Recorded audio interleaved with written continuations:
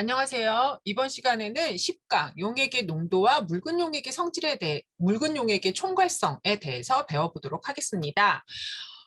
첫 번째로 일단 용액에 대한 내용을 얘기를 좀 할 거고요. 그 다음에 용해도의 정의에 대해서 용해도가 어떤 의미를 지니는지 용해도의 정의에 대해서 그리고 용해도에 영향을 주는 인자들이 있어요. 예를 들어서 뭐 고체 같은 경우는 온도가 좀 올라가면 잘 녹는다든지 기체 같은 경우는 압력을 세게 하면 잘 녹는다든지 이렇게 용해도에 영향을 주는 인자들에 대한 내용을 얘기를 좀 할 거고요. 그리고 용액에도 되게 여러 가지 종류가 있거든요. 완벽하게 그 안에 녹을 수 있는 양이 최대로 녹아있는 포화 용액도 있지만 그렇지 못한 불포화 용액, 뭐 이렇게 용액의 종류에 대한 내용, 그리고 용액을 가지고 우리가 실험할 때 농도를 알아야만 그 안에 물질이 몇 몰이 있는지를 알아서 실험을 제대로 진행할 수 있거든요. 그래서 용액의 농도에 대한 그런 정의, 그리고 묽은 용액의 총괄성이라 그래서요. 용액들이 갖고 있는, 물론 진한 용액이 아니고 좀 보통 우리가 일반 화학이나 화학에서 다루는, 그러니까 전공에 가지 않고 기초적인 영역에서 다루는 용액은 농도가 많이 진하지 않은 묽은 용액인데, 이 묽은 용액의 경우는 안에 들어있는 입자들의 개수에 의해서, 그러니까 용질이 얼만큼 들어있는지에 따라서 규칙적인 성질이 나타나는 총괄성이라는 내용이 있거든요. 그래서 이런 부분들에 대해서 오늘 배워보려고 합니다. 저는 한양대학교 화학과 김민경입니다. 자, 일단 용액 솔루션이라는 용액의 정의를 좀 보셔야 되는데요. 용액은 두 가지 이상의 물질들이 균일하게 혼합되어 있는 상태, 그래서 즉 균일 혼합물을 용액이라고 이야기를 해요. 근데 용액은 항상 액체만을 뜻하는 건 아니에요. 우리가 숨쉬고 있는 공기도 용액, 기체 용액이고요. 보통 질소가 78% 정도 들어있고 산소가 21%, 나머지 성분들이 이제 들어있는데, 이산화탄소가 저 어렸을 때만 해도 0.03% 얘기를 했는데요. 요즘에는 거의 0.04%에 필적할 정도로 굉장히 양이 많아지고 있어서 그 기후, 이상기후 같은 문제들이 생기고 있죠. 그래서 공기는 이런 녀석들이 섞여 있는 기체 용액이 되는 거고요.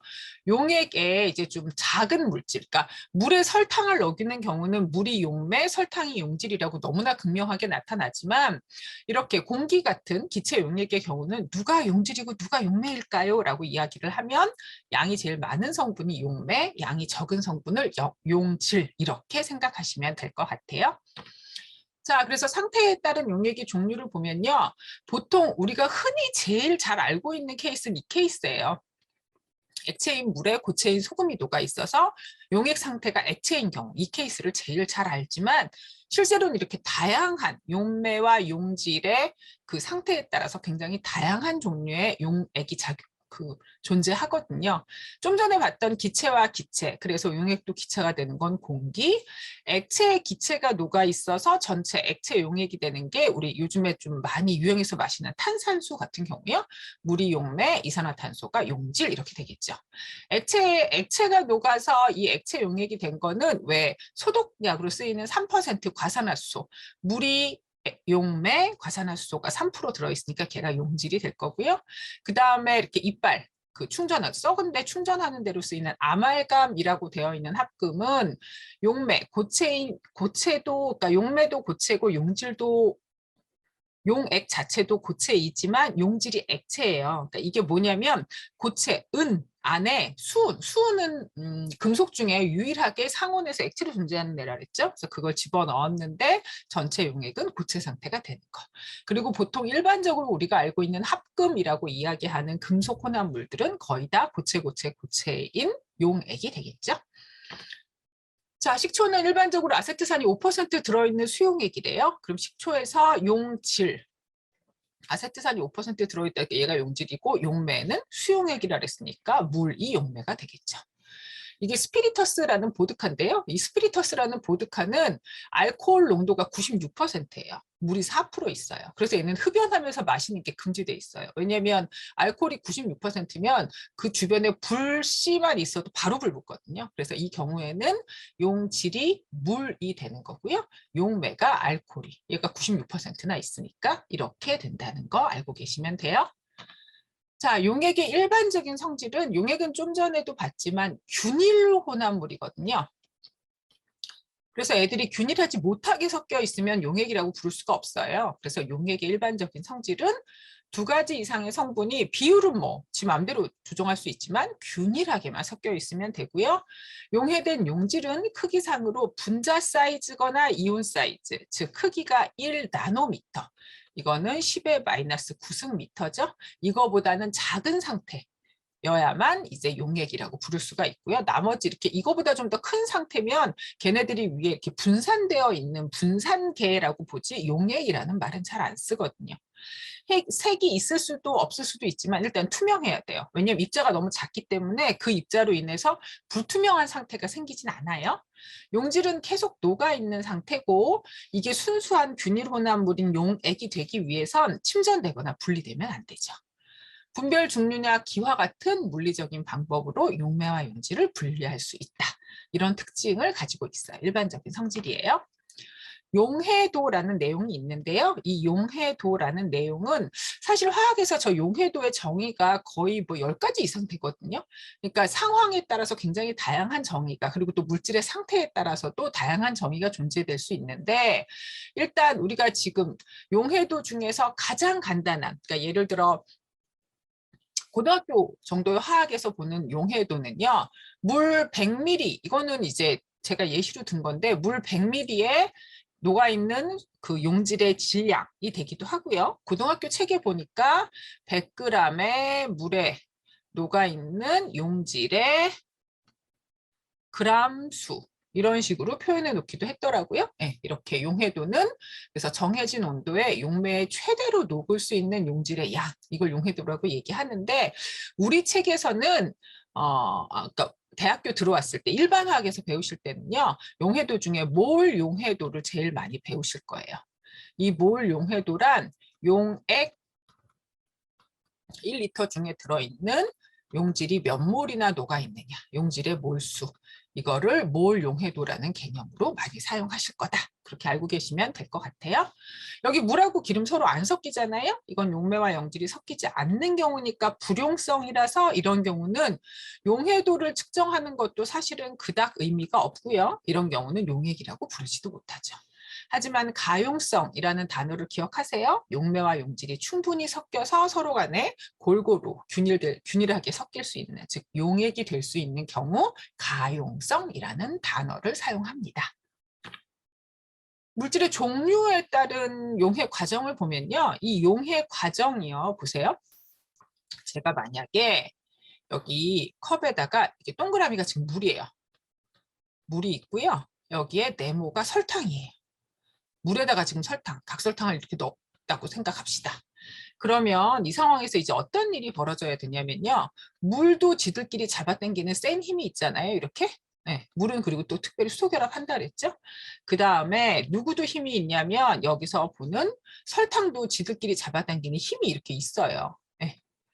그러니 얘네들이 녹는다라는 건 그 상황을 살펴보면 녹는다라는 상황은 물, 설탕, 물, 설탕, 설탕, 설탕, 아니 설탕, 설탕, 물, 물 이런 식으로 굉장히 다양하게 얘네들이 배열이 되어야 된다는 얘기인데 이런 배열이 가능하기 위해선 어떤 일이 일어나야 되냐면 용매들끼리 이 결합을 끊어야 돼요. 그래서 얘네가 각각 단독으로 돌아다녀야죠. 용질들끼리 이 결합도 끊어야 돼요. 이렇게 붙어 있는 것도. 이렇게 분자 간에 서로 얘네들 잡아당기는 힘들을 싹 끊고 그 다음 얘와 얘를 이렇게 다양한 경우의 수로 왜냐하면 설탕, 물, 설탕이 될 수도 있고요. 되게 다양한 경우의 수가 나올 거 아니에요. 이렇게 얘네들을 새로 붙을 수 있게 만들어주는 힘이 존재해야 되거든요. 그래서 일단 이 용액이 섞이기 위해서는 어떤 상태가 필요하느냐. 용매랑 용매 사이에 딱 붙들고 있는 힘 끊고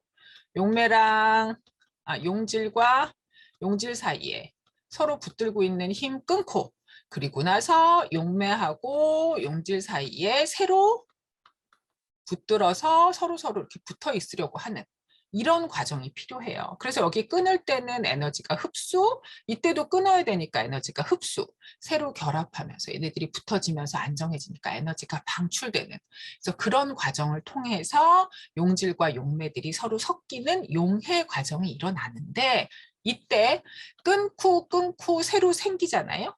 근데 여기 이거를 끊기는 어려운데 새로 생기는 애가 별로 에너지가 안정해지지 않는다. 이러면 안 섞이는 거예요. 이런 케이스가 물하고 기름. 물 끊기는 너무 어려운데 물하고 기름 사이에 사이가 별로 안 좋아서 걔네들이 붙으면서 안정해지지가 않기 때문에 들어가는 에너지는 너무 큰데 나오는 에너지가 없어서 불안정해지는 거거든요. 그런 경우는 물에 안 녹아요. 그래서 비극성은 비극성끼리, 극성은 극성끼리. 근데 극성이 앞에서 배웠다시피 분자 속에 약하게 플러스 마이너스가 있으니 대놓고 플러스 마이너스 1인 이온은 극성이랑 잘 녹을 거고. 그래서 기름, 얘는 비극성, 물은 극성. 그렇기 때문에 서로 섞이지 않는다. 그래서 용해 과정을 가장 이제 간단하게 정리한 경험 규칙이 이거예요. like dissolves like. 그래서 이건 모든 화학책마다 다 써 있거든요. 비슷한 것끼리 섞인다. 이렇게. 이때 비슷하다는 건 분자 간 힘이 비슷하다. 그런 의미로 생각하시면 되겠죠. 자, 용해 과정의 경험 법칙, 유유상종, 비슷한 것끼리 섞인다라고 얘기를 해서 극성이랑 비극성은 얘기를 했고요. 이거는 앞쪽에 제가 이온결합 물질의 용해도에 대한 내용을 얘기할 때 큰 줄기가 왜 플러스 1, 마이너스 1은 물에 잘 녹는다. 플러스 2, 마이너스 2, 플러스 3, 마이너스 3. 얘네들은 서로 어떻게 결합하든지 물에 잘. 얘네는 용해가 되고 얘네는 침전이 되고. 근데 이 사이에 있는 플러스 1이 마이너스 2, 마이너스 3이랑 만났을 때 이 플러스 1은 여기 보시는 것처럼 이 플러스 1은 여기 보시는 것처럼 알칼리 금속이나 누구라면 암모늄이면 무조건 녹는다. 그리고 플러스 2, 플러스 3이 마이너스 1과 결합했을 때 이때도 이 마이너스 1이 누구라면 질산, 아세트산, 염소산이면 무조건 녹는다. 이렇게 말씀드렸죠.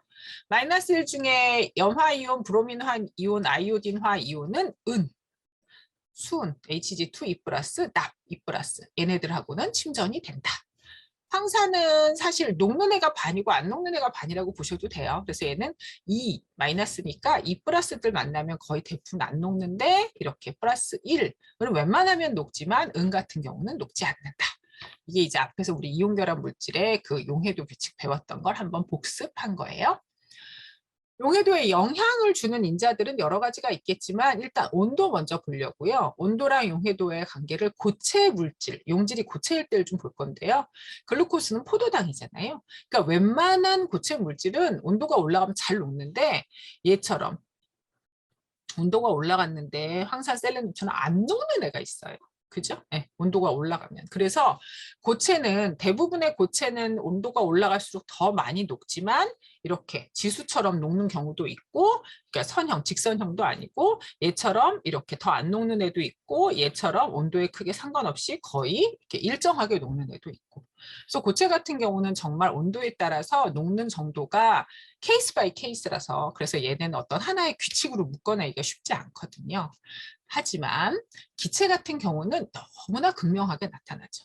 여러분들이 따뜻한 콜라를 드시나요? 차가운 콜라를 드시나요? 콜라 드실 때. 따뜻한 콜라 드세요? 차가운 콜라 드세요?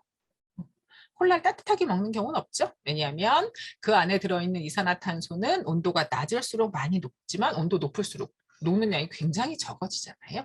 온도가 높다는 건 용액 속에 들어있는 기체 입자들의 움직임이 활발해진다는 얘기고 그럼 활발한 움직임으로 얘네는 날아가겠죠. 그죠? 네. 그래서 온도가 올라가면 기체는 녹지 않는다. 이때는 경향이 하나로 딱 나타나요.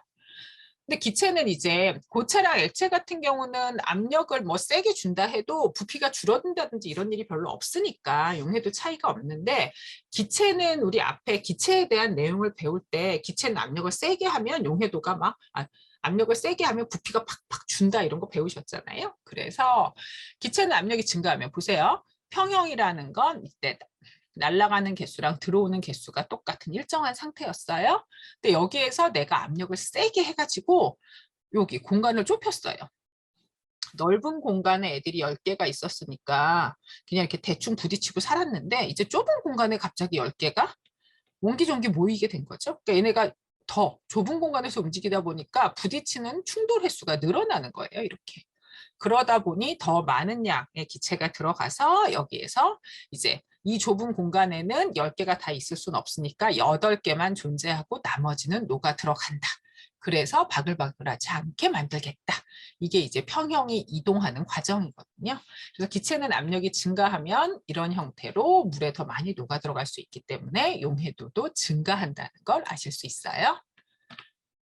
자, 용액의 종류를 보시면 불포화 용액이 있어요. 이건 내가 녹을 수 있는 능력보다 더 적은 양이 녹아 있는 거예요. 그래서 사실 포화 용액이 최대로 녹아 있는 거잖아요. 그러니까 포화 용액을 만들어 와라 라고 대학원생들한테 처음에 이제 애들 입학했을 때 시키면 먼저 거기 가서 컴퓨터 앞에 가가지고 얘 용해도가, 이물질의 용해도가 얼마냐 뭐 이런 것부터 찾고 있거든요.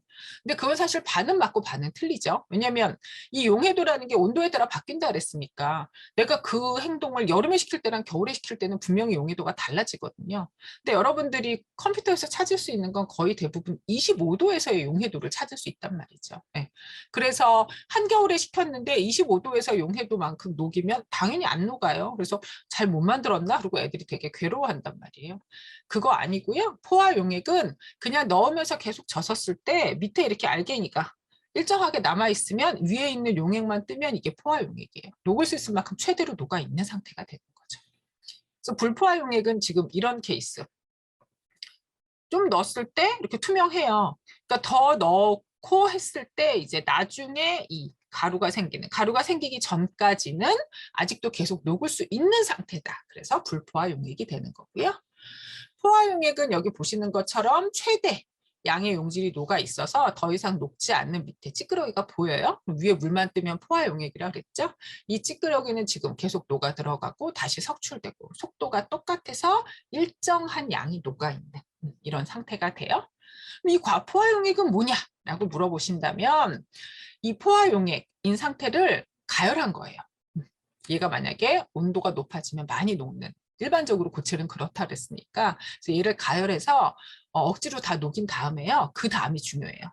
온도를 정말 천천히 아주 조금씩 낮춘 거예요. 그래서 원래대로라면 얘가 녹아있을 수 없지만 가열을 해서 충분한 운동 에너지를 갖게 해서 얘네를 녹게 한 상태. 그래서 애들이 멀리 떨어져 있어서 녹았어요. 이 상태에서 온도를 조금씩 낮춰서 얘네들이 그 거리는 그대로 유지하는 상태에서 운동만 조금 천천히 해서 이렇게 가만히 있는 그런 상태를 만들어 준 거죠. 네. 그러니까 굉장히 불안정한 그런 용액이 과포화 용액이고요.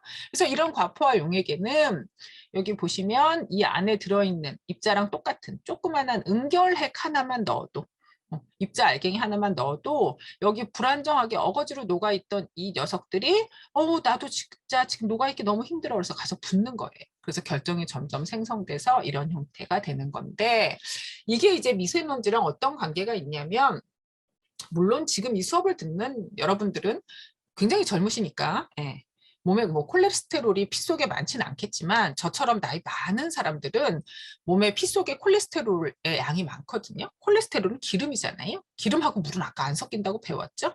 근데 걔 기름, 그 콜레스테롤이라는 기름이 물에 안 섞이지만 걔가 어거지로 녹아 있는 거예요. 왜? 내 체온이 약 37도 되니까 어거지로 물 속에 그 높은 체온 때문에 녹아서 그냥 피랑 같이 돌아다니는.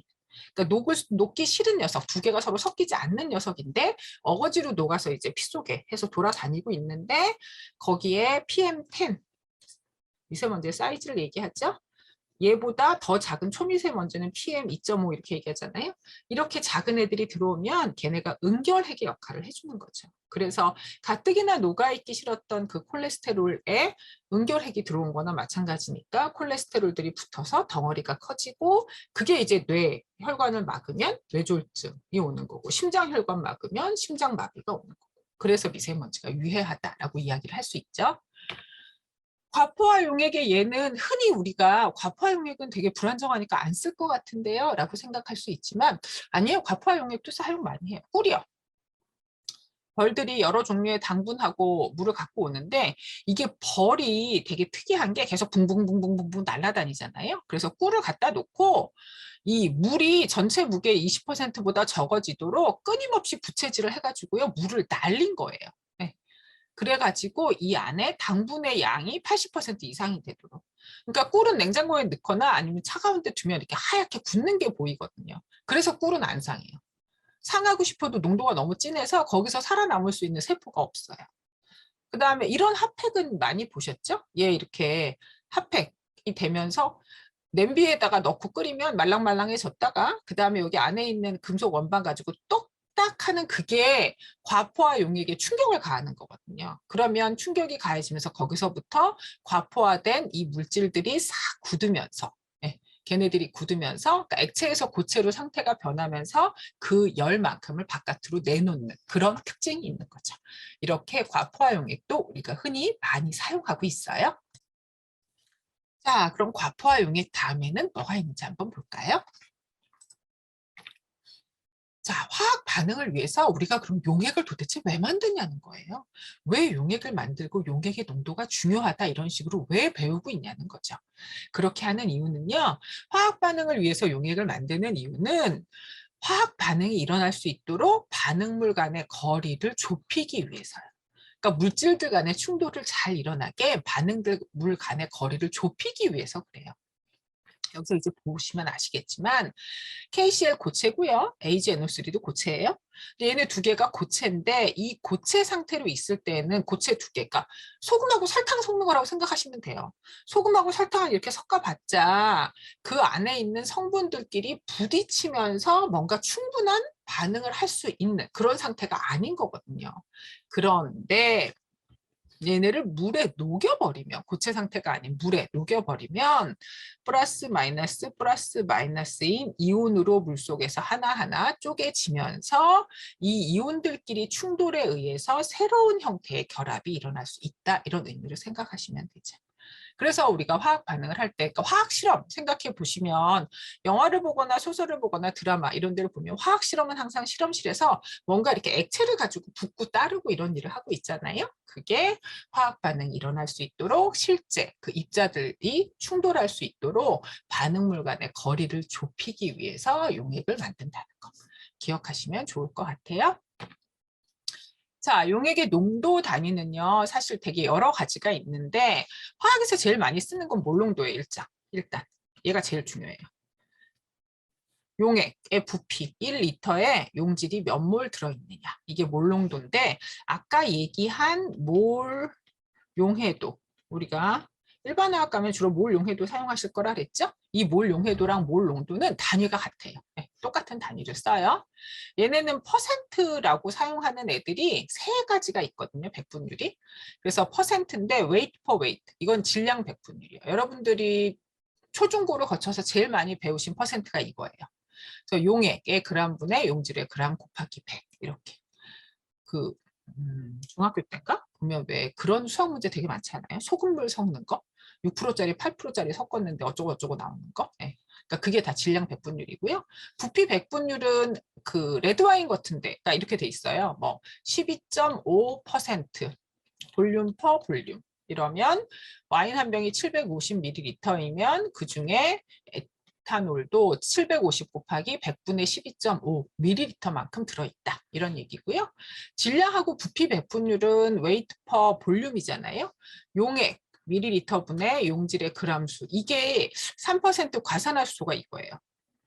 소독약 같은 거로 쓰이는 건 그 용액 100ml, 과산화수소 용액 100ml 중에 3g의 과산화수소가 들어있다. 이렇게 생각하시면 되고요. 요즘에 또 흔히 많이 쓰는 게 100만 분율, ppm.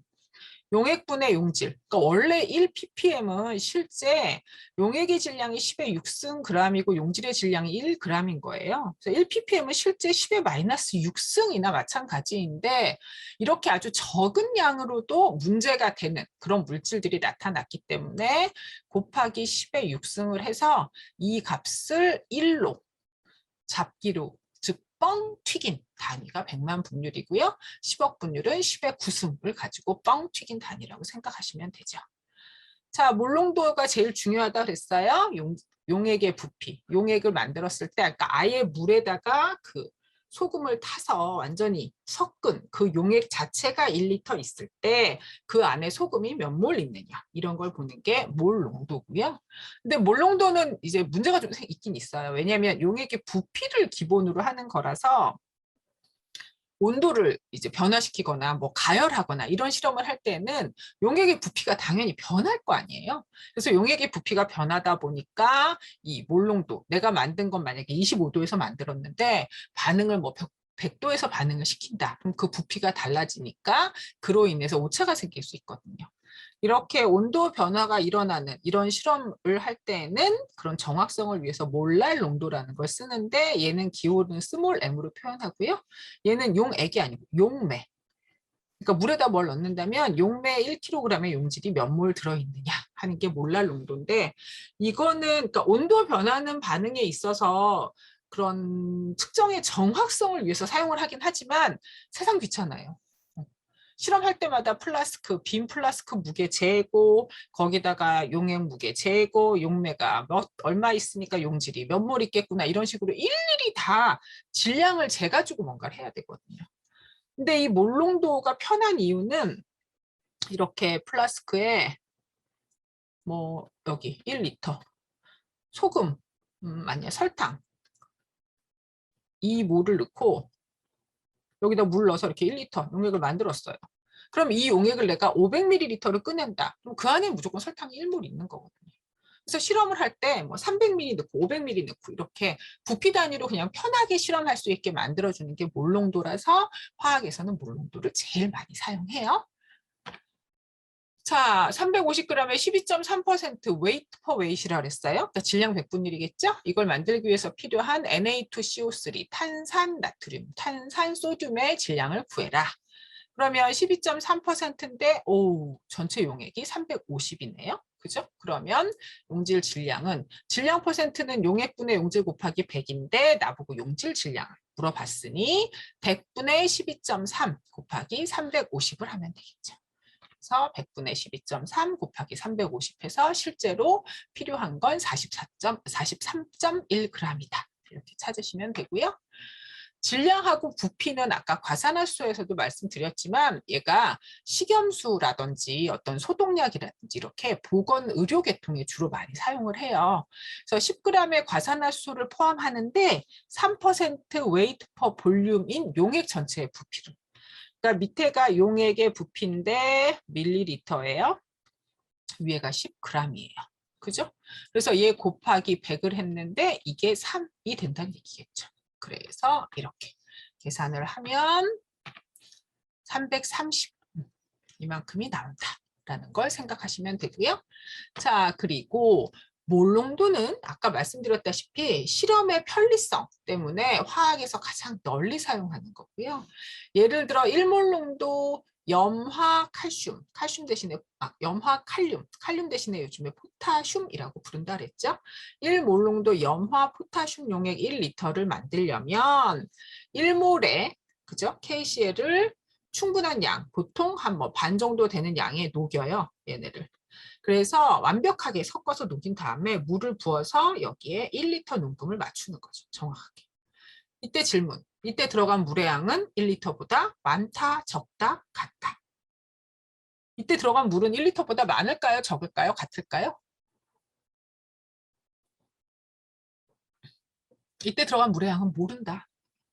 일반적으로 얘가 있으니까 고체의 부피 때문에 1리터보다 적을 것 같긴 하지만 그 용질의 종류에 따라서 물 분자들을 서로 세게 잡아당기는 용질이라면 1리터보다 더 들어갈 수도 있다. 모른다. 알 필요도 없다. 왜? 완벽한 혼합물 자체 1리터가 있을 때 그 안에 얘가 1몰이 있다는 게 중요해서 이 용액 자체를 500ml를 내가 끄집어내면 그중에 KCl이 0.5몰 있다는 것만 알면 되거든요, 나는. 네. 그래서 들어간 물의 양은 얼마인지 알 필요도 없고 이런 실험 과정을 통해서 그냥 정확한 농도의 몰농도의 용액을 만들기만 하면 된다. 그래서 얘네 9.34g의 KCl을 충분한 물에 녹여서 250ml 용액을 만들었다 그랬네요. 그럼 몰농도에 관해서 풀 때 이 몰농도의 정의를 알아야 돼요.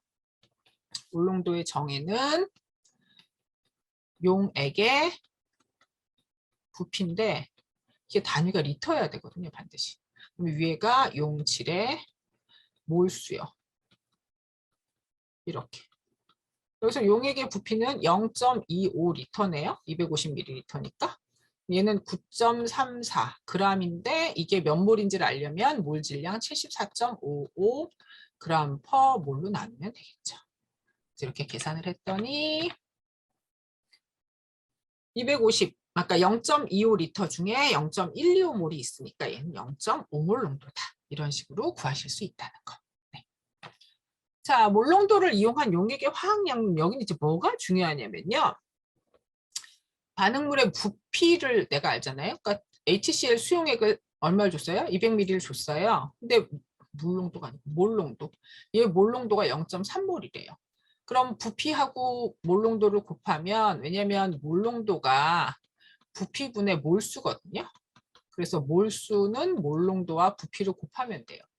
그래서 얘네를 곱하면 반응물의 몰수가 나오고, 이 화학식을 통해서 반응물 HCl과 NaOH가 1대1로 결합한다는 걸 알았잖아요.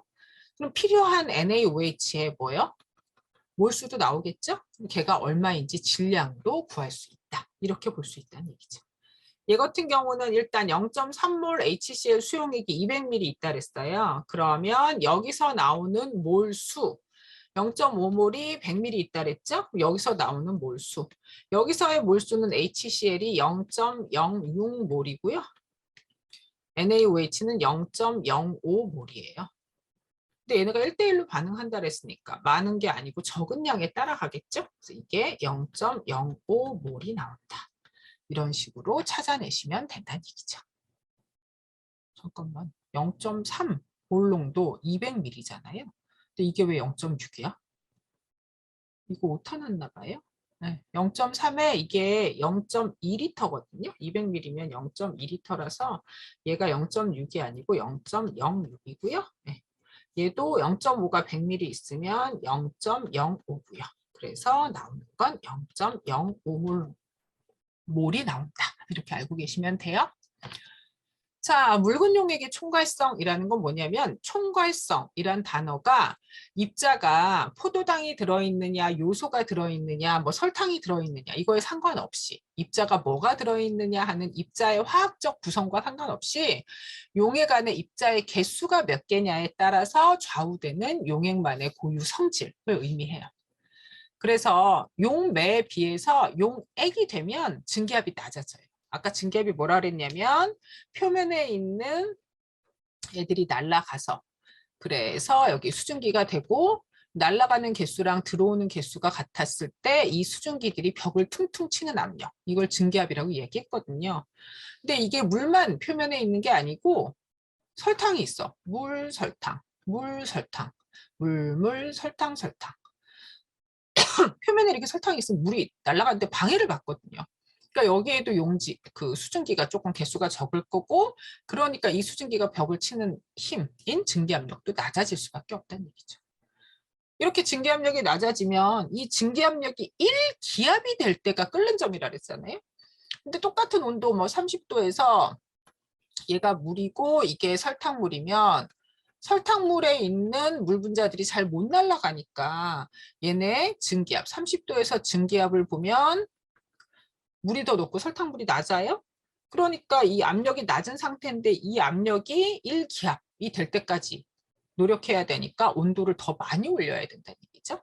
그래서 용액의 끓는 점은 상승하고 어느 점은 내려가고, 삼투 현상이라는 것도 존재하는 게 총괄성에 대한 내용이죠. 자, 증기압력이 내려가는 이유는 보시죠. 순수한 용매는 이렇게 날아가서 입자들이 많이 있을 수 있는데 설탕이 이렇게 위에서 방지하고 있으면 걔네들이 날아가기가 쉽지 않다는 거예요. 여기서 설탕들이 방해를 하기 때문에 날아가기가 쉽지 않아서, 그래서 여기 누르는 힘이 약하다. 용액은 항상 순수한 용매보다 느리게 증발하기 때문에 증기압력이 낮다. 이렇게 보시면 되고요. 증기압력이 왜 얼마큼이나 낮아지느냐? 그러면 비휘발성 용질, 그러니까 설탕 같은 애들이요. 액체에 녹게 되면 액체에 의해 만들어지는 증기압은 감소하는데, 용액의 증기압력은 보세요. 만약에 표면에 물이 6개가 있고 설탕이 4개가 있어요. 이렇게. 근데 물만 있을 때는 표면에 물이 10개가 있거든요. 그러니까 표면에 물이 10개 있는 거랑 표면에 물이 6개, 설탕 4개가 있는 거랑. 근데 물 10개가 있을 때 이 중에서 날아가는 물이 이 중에서 날아가는 그래서 날아가서 수증기가 되는 그 물이 몇 개냐면 5개예요. 이렇게. 그러면 10개 중에 5개가 날아갔잖아요. 그래서 이때 날아가는 얘네의 증기압력은 이제 5. 이게 증기압력이 5예요. 10개 중에 5개가 날아갔다는 건 전체 몰수의 반이 날아갔다는 거죠. 근데 이번에도 그럼 날라는 가고 싶은데 이번에는 전체에 있는 물이 6개밖에 없잖아요. 여기서 전체 이 온도에서 전체의 반이 날아갔다면 이번에도 반밖에 못 날아가요. 그 온도에서 운동 에너지가 반을 날려보낼 수 있는 운동 에너지라는 뜻이거든요. 이번에는 3개밖에 못 날아가는 거죠. 이렇게. 그래서 이때는 얘 증기압이 3이에요. 이 3이라는 증기압은 5라는 이 증기압이 용액의 증기압이고요. 얘가 용매의 증기압이란 말이에요. 물만 있을 땐 5인데 지금 설탕물이 되니까 3이 됐어. 왜 이렇게 됐을까? 용액의 증기압력은 용매의 증기압력에다가 곱하기 뭘 한 거냐면 5분의 3을 해서 얘가 5고 얘가 3, 5분의 3을 한 거죠. 그 5분의 3을 보시면 전체 10개 중에 물이 몇 개? 3개. 10개 중에 물이 몇 개? 6개. 10분의 6. 그래서 이거는 X물, 즉 물의 몰 분율이 되는 거죠. 그래서 용매 분압, 용매 압력 P1은 이게 용매 압력이에요. 순수한 용매 이 용액에서의 용매 분압, 이게 P1이고요. 얘가 순수한 용매 증기압력 P1 제로의 용매의 몰 분율을 곱한 값이다. 원이라고 써놓은 이 책은 전 별론 것 같고요. 이렇게 써놓을게요. 용액의 증기압은 용매, 물만 있을 때 이때 증기압력이 3이고 이때 5잖아요. 그럼 얘가 왜 3으로 줄었냐면 전체 10개 중에 물이 6개 있어서 그렇거든요. 그래서 X 용매. 이게 몇 개 있는지. 그러면 여기서 3에서 5만큼 줄었잖아요. 증기압력이. 그래서 용매에서 용액의 증기압력을 뺀 게 증기압력이 얼마나 내렸냐를 얘기하는 델타 P. 이게 증기압 내림이거든요. 얼마나 내려갔다. 그럼 용매 그대로 냅뒀죠? 빼기. 용액은 위에 써 있지 않아요? 용매 곱하기 X 용매라고 이렇게. 그래서 얘네를 정리하면 P 용매 1-X 용매. 전체 중에 얘 몰 분율을 뺀 건 용매 X 용질. 용질의 몰 분율이다. 그래서 그 용액송의 용질이 점점 많아지면 많아질수록 증기압력이 많이 떨어진다. 이렇게 생각하시면 된다는 얘기죠.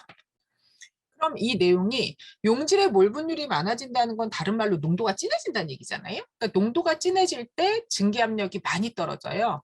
그럼 걔네를 올리려면 더 많은 온도가 필요하다는 얘기죠.